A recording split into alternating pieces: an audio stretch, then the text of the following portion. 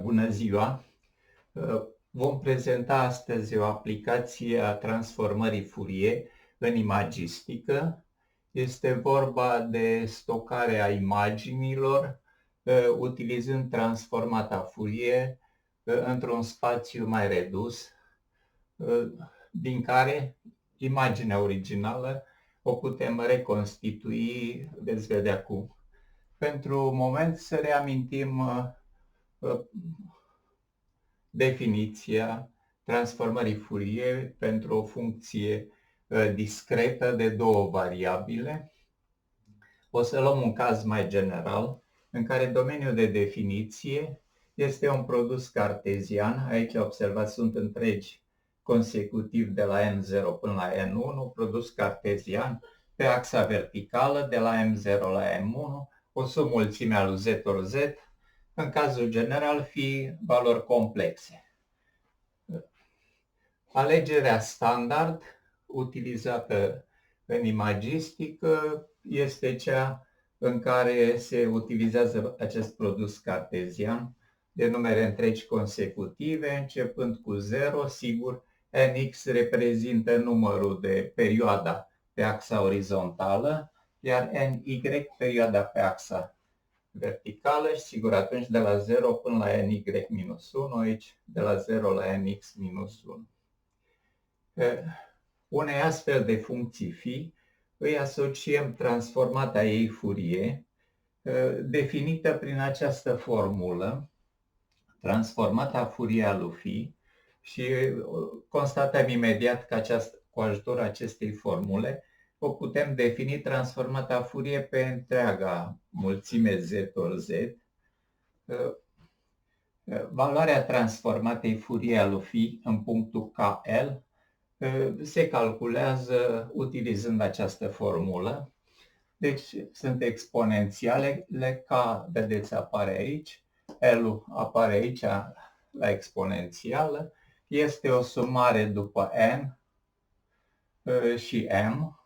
Aici aceste exponențiale se înmulțesc cu valorile lui phi NM.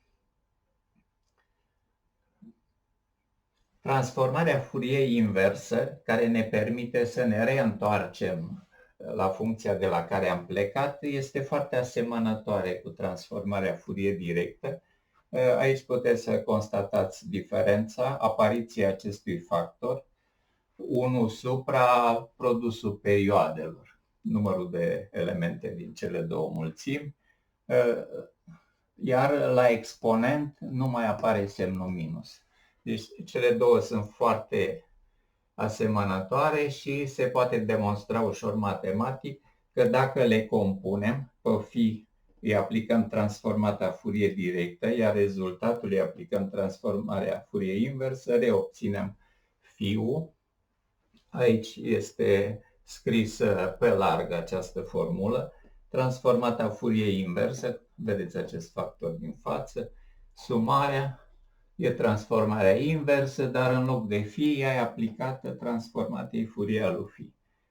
În felul acesta,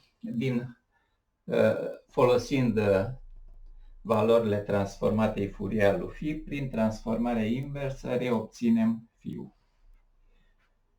Partea interesantă este aici, deci obținem cu exactitate phi-ul. Înseamnă că întreaga informație referitoare la phi se găsește în transformata Fourier. Interesant este faptul că informația referitoare la phi nu este egal distribuită. Doar o mică parte din valorile transformatei Fourier conțin cea mai mare parte a informației referitoare la phi și e vorba de valorile transformatei Fourier în zona colțurilor. Aici este produsul cartezian. Haideți să luăm cazul standard. Deci produsul cartezian dintre mulțimea aceasta de nx numere întregi consecutive începând cu 0, cu aceasta și imediat o să vedem că transformata Fourier a lui phi este o funcție periodică care are și ea exact aceste perioade. Nx, aici este numărul de elemente, Aici sunt întregi consecutivi.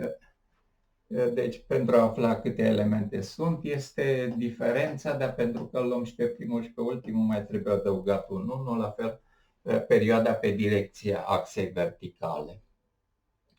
Deci, ce începusem să spun este că informația referitoare la phi se găsește în valorile pe care le-a transformata Fourier în apropierea colțurilor acestei mulțimi.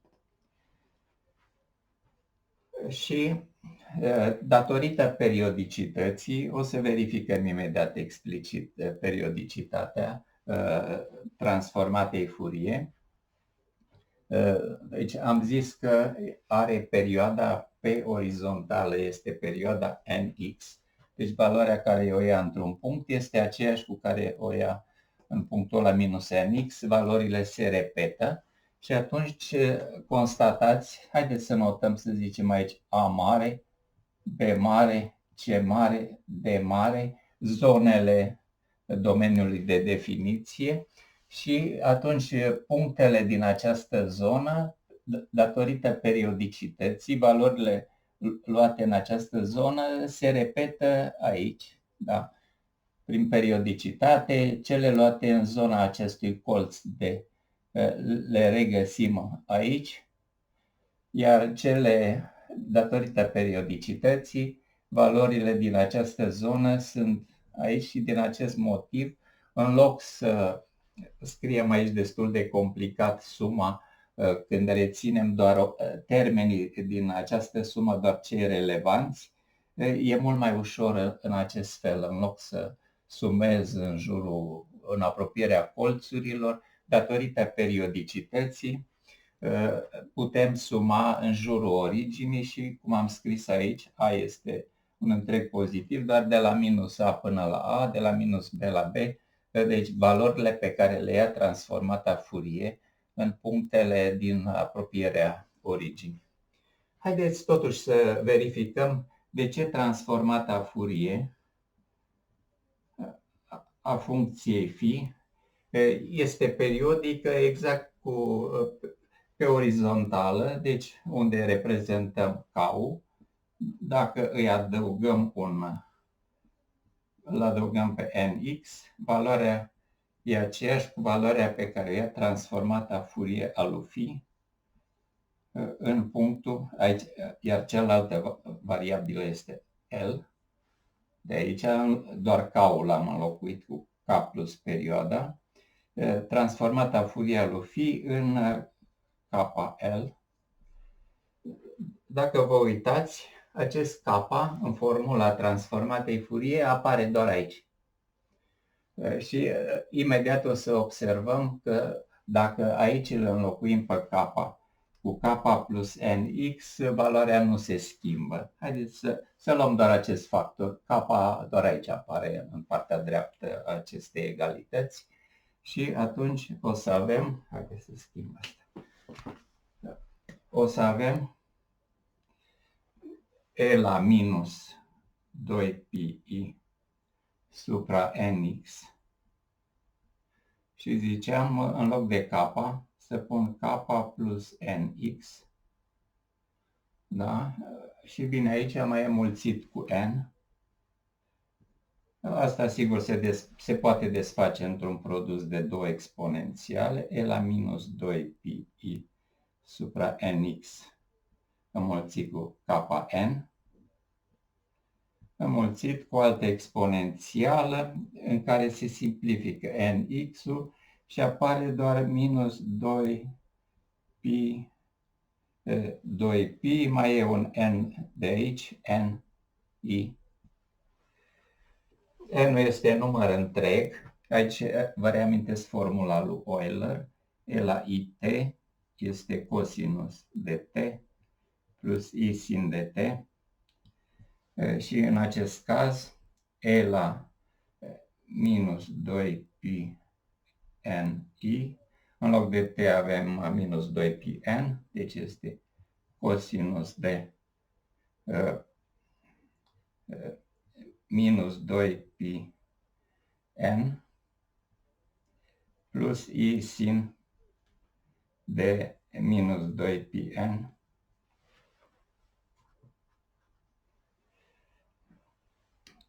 da? Iar aceste unghiuri se găsesc pe cercul trigonometric, deci multipli de 2pi, când ea nu e 0, sigur e aici, și când o rotații cu 2pi, toate aceste unghiuri se găsesc în zona asta, unde constatăm că cosinusul este 1, sinusul este 0 și deci acest factor este 1. Rezultă că aici obținem E la minus 2 pi I supra nx, kappa n, care este exact factorul ăsta. Deci dacă la kappa adăugăm perioada, partea dreaptă a expresiei nu își modifică valoarea. Exact la fel, dacă la L adăugăm ny, nu se schimbă nimic în partea dreaptă. Deci, într-adevăr, transformata Fourier este acestei funcții de două variabile discrete, este la rândul ei o funcție de două variabile discrete și are aceeași periodicitate. Pe orizontală perioada este nx, pe verticală este ny. Și din acest motiv, în loc, evident, valorile transformatei Fourier datorită periodicității sunt bine determinate de valorile care le ia pe această mulțime. Însă, datorită periodicității, ați văzut că reușim aici, în loc să sumăm în jurul colțurilor unde se află valorile relevante, putem să sumăm în jurul originii și obținem formulele pe care le vedeți. Acum, legat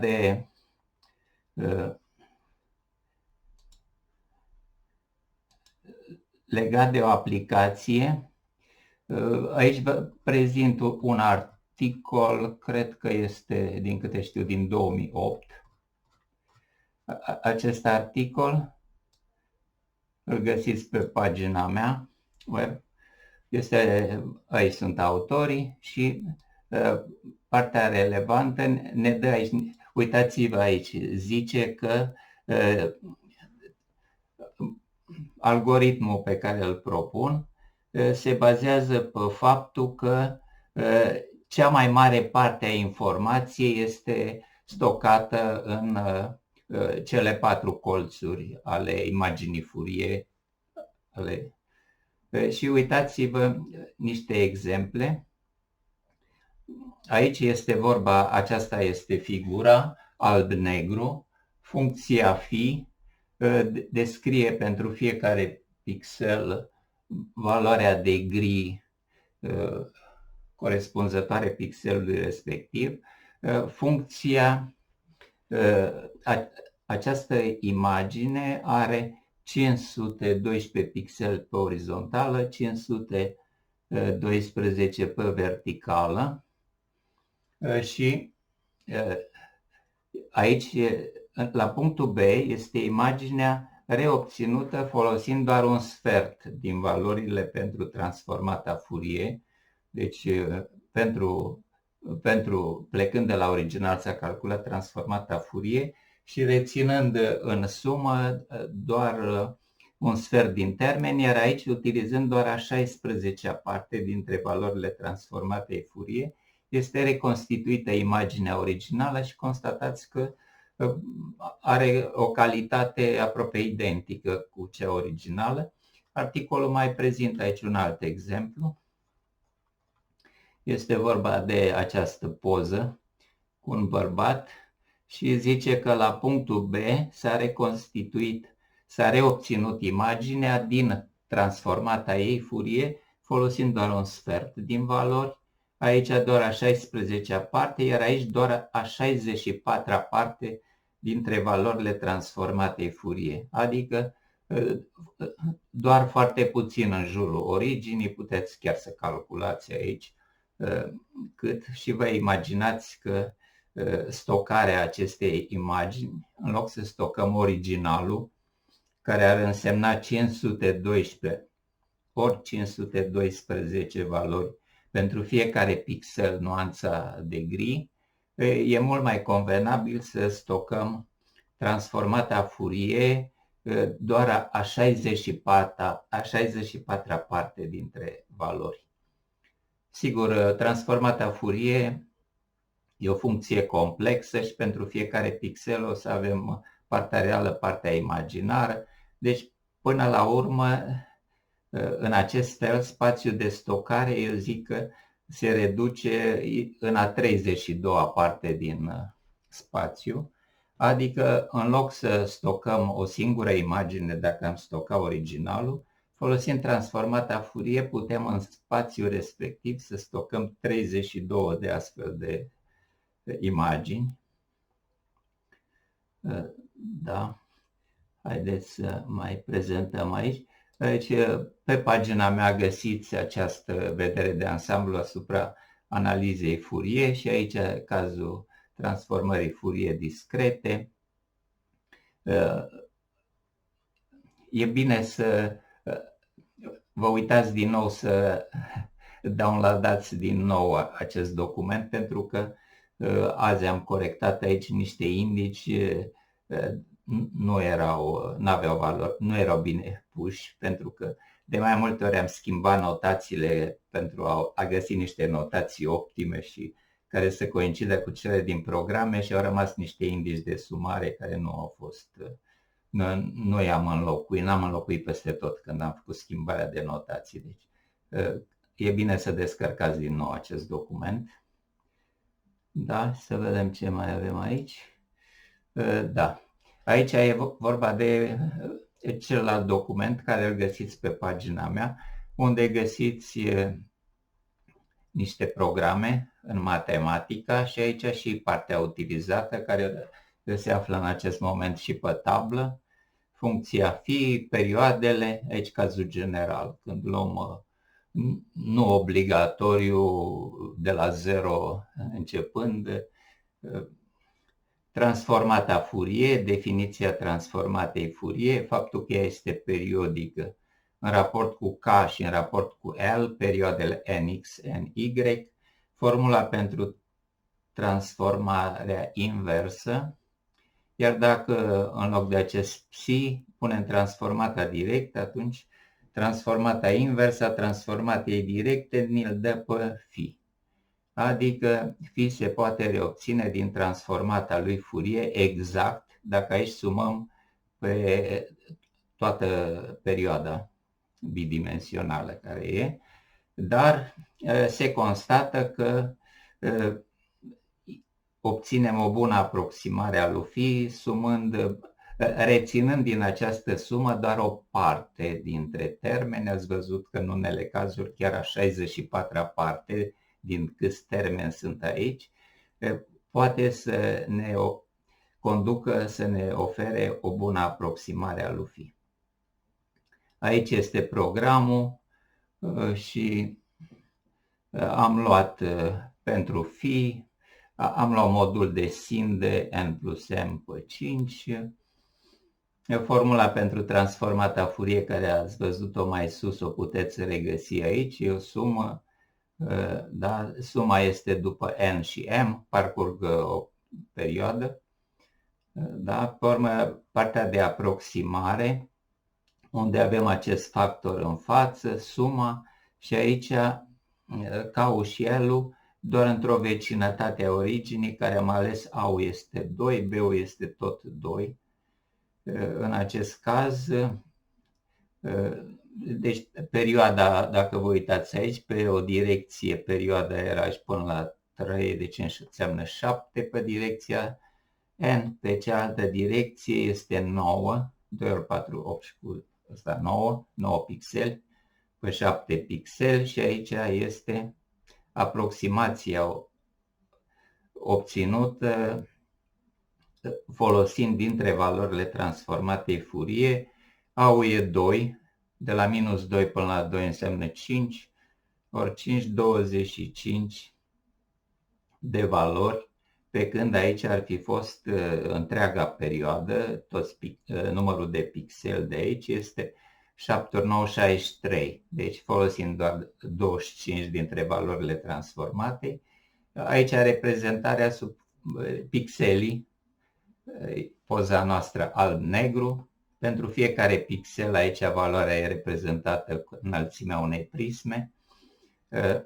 Negru corespunde la valoare 0, albul la valoare 1.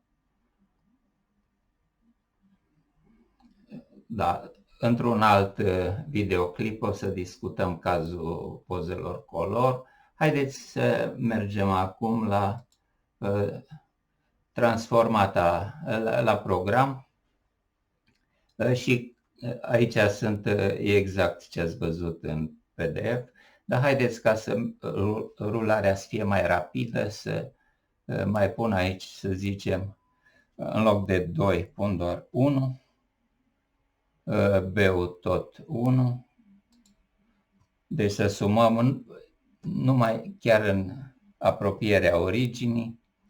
Și haideți domeniul acela să nu mai fie de la minus 3 la 3, să zicem de la 0 la 3, să avem mai puțin pixeli ca să putem rula mai rapid. Pentru M0, M-ul să meargă de la 0 la 4. Așa. Haideți să vedem ce se obține.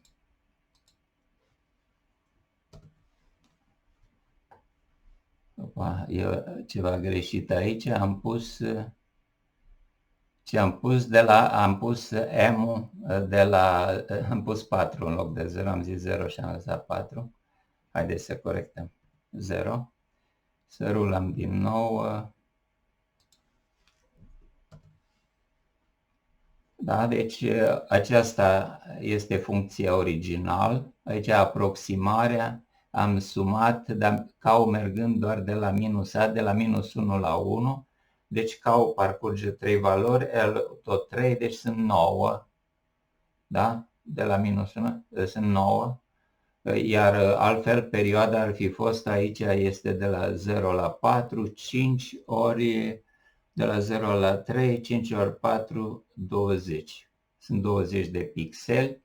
Transformata Fourier, dacă am ține seama de toate valorile, am avea tot 25 de valori, dar folosind doar 9 dintre ele, am reobținut o aproximare. Nu e grozavă aproximarea, cele două seamănă nu prea mult. Și aici reprezentate ca imagini. Asta este originalul alb-negru, nuanțele de gri care se văd aici sub forma unor prisme, iar dincolo este aproximarea obținută, reconstituită imaginea folosind doar 9 din cele 20 de valori ale transformatei Fourier. Sigur, noi dacă vrem să le vedem exact cum arată, cât sunt valorile, ia să vedem aici, să luăm, da. Table, da, copy,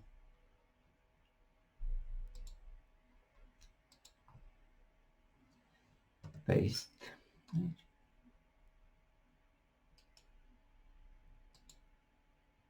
Și să ne le așeze sub forma unei matrice. Deci, matrix, opa, mi-a pus-o unde nu trebuie. Table, matrix.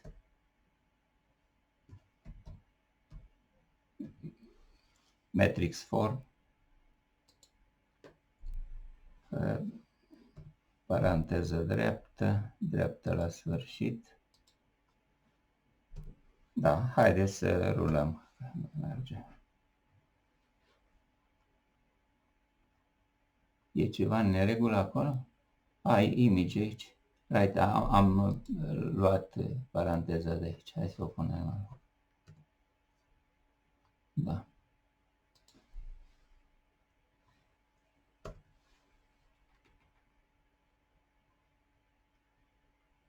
Aici avem valorile. Pentru fiecare dintre pixele ai funcție original. Sunt valorile. Haideți să vedem și cum arată transformata Fourier. Transformata Fourier, hai să o iau de aici să o copiez și pentru transformata aici e phi, iar transformata Fourier e f phi.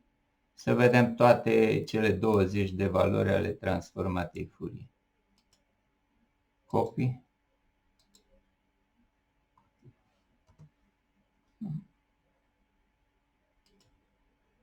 Paste. Și în loc de phi să luăm f phi.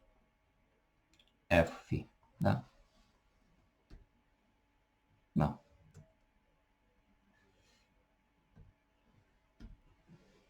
F phi și să vedem valorile transformatei Fourier. Tot pentru funcția originală. Deci așa arată, vedeți, sunt valori complexe, da? Noi dintre aceste valori nu le-am utilizat pe toate. Am mers doar de la minus 1 la 1, deci numai o parte din valori. Hai să le vedem și pe cele utilizate. Valorile utilizate, paste. Și am zis aici să meargă doar de la minus A până la A. Haide. Da, minus A, da, până la A.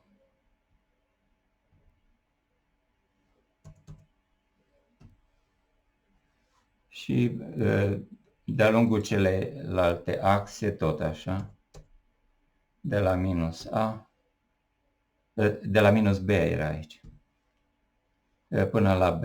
Sigur, la noi A și B, pentru ambele am ales valoarea 1. Până la B.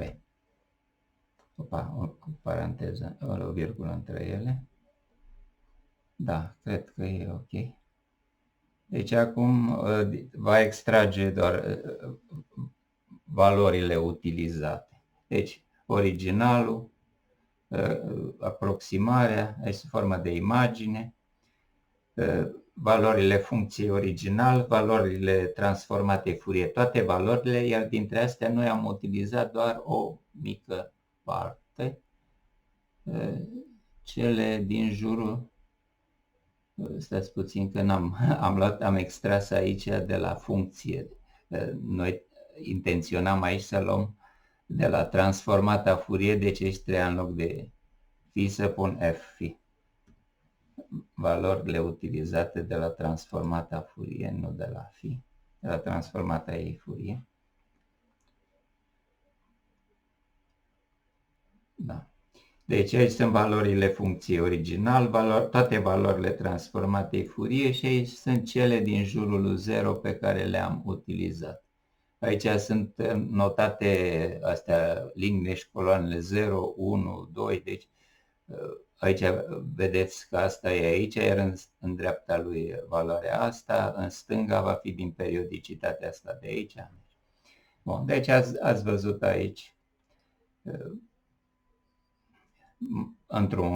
cu foarte puțin pixeli și explicitat programul și posibilități aici de a schimba, de a alege. Da. O să ne oprim aici și va urma un alt videoclip în care să luăm cazul în care figura este una color. Da. Da, da, asta e.